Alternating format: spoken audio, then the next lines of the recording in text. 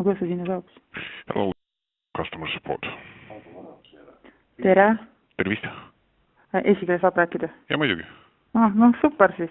Lihtsalt meest on Soomest ja ma tahaks küsida, palju teil maksab abordi tegemine ja kuidas saaks?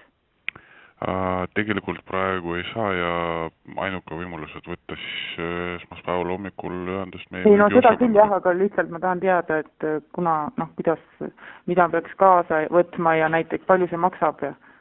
Ma ei oska teile öelda, kuna meil on tehniline tugi praegu ainult öösel. Aha.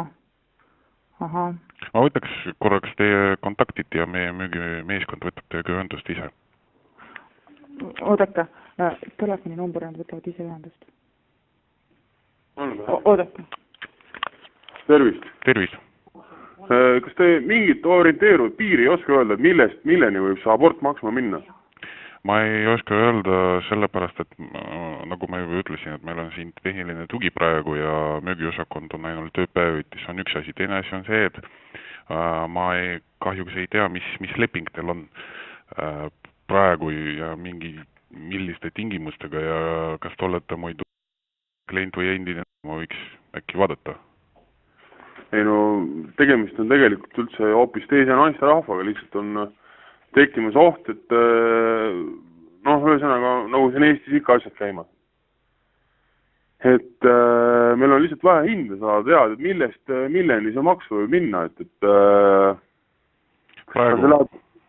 kas see läheb 500 kroonist kas miljonini või siis ütleme, et kas 500 kroonist 1000 krooni, et see on nagu oluline, et... Ma ei oska teile öelda praegu seda. No võtaks teie kontaktit ja müügimeeskond võtab teiega ühendust ise. Aga kirjutage siis. Jah. Pluss 358. Jah. Ja Toomas. Toomas. Ja kas olete praegune klient? Ei ole, ma ei ole mitte mingi klient. Aga see naisterahvas? Ei, ma ei tea, ma isegi, ühesõnaga, kui ma olen jumala võõras inimene, ma üldse ei ela Eestis, ma lihtsalt tahan teada, palju see maksa läheb. Okei, selge pilt. Esmaspäeval hommikul helistate teile. Okei, savi. Aitäh.